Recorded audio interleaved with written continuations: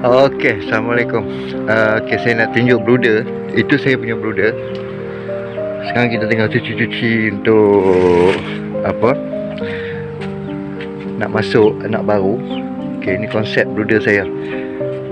So, anak-anak ayam ni saya hadkan untuk duduk dalam brooder ni 3 minggu sahaja. Maknanya untuk yang awal masuk tu, lepas tu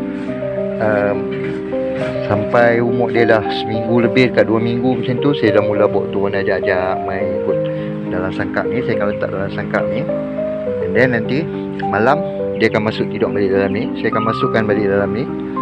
Nanti sampai waktu bila saya boleh bawa keluar dengan dia, sampai dia dah fly keluar daripada sini. Dia akan fly naik ke atas ni maksudnya dia dah cegas lah. Dia happy. Bila kita buka dia main brom main angin kan. Orang panggil main angin kan. Ni saiz ni dah boleh tidur kat luar lah. Bukan tidur kat luar kat mana, saya akan letak kat tempat transit kat sini lah. Alhamdulillah, selama duduk dalam brooder ni tak ada satu pun yang mati lagi, alhamdulillah. So brooder ni kita design untuk dia jadi warm badan dia. Dia lah macam orang panggil atap apa, junjung langit macam tu kan. Selalunya kat atas puncak-puncak bukit orang akan buat lah benda-benda macam tu. Ni konsep lebih kurang sama lah, cuma dia tak ada junjung langit lah kan. Jadi saya tak pakai lampu panas apa semua, tak pakai. Saya hanya pakai lampu solar saja untuk malam. So bila dia duduk dalam ni, kalau hujan ke apa ke tak ada masalah apa, sebab dia akan warm elok. Jadi siang kita akan buka dia, kita akan angkat lapik duduk dekat sini je lah. Jadi dia akan ada lah ruang untuk angin apa semua tu kan. Nanti waktu bila saya akan lepaskan terus, waktu umur dia dah cukup 3 minggu, dia dah lompat naik atas ni untuk kita nak ganti anak baru. So bila dia dah keluar atas ni, nanti kita akan ubah dia masuk dekat transit tu. Siang kita dah lepas dah, so malam dia akan masuk kat tempat transit ni.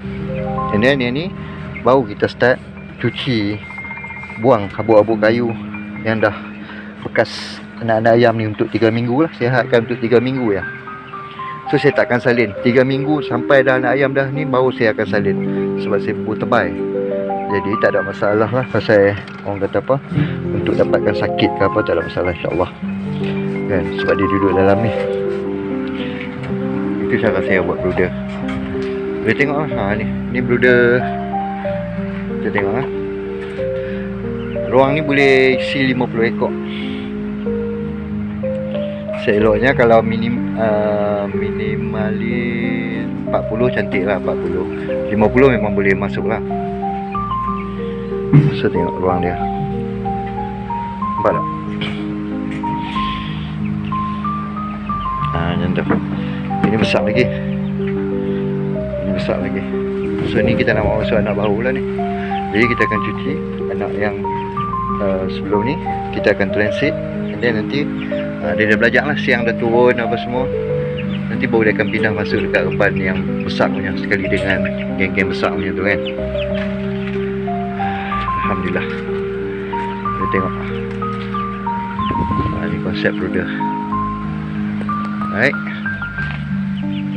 Okay, itu saja nak share. Thank you very much.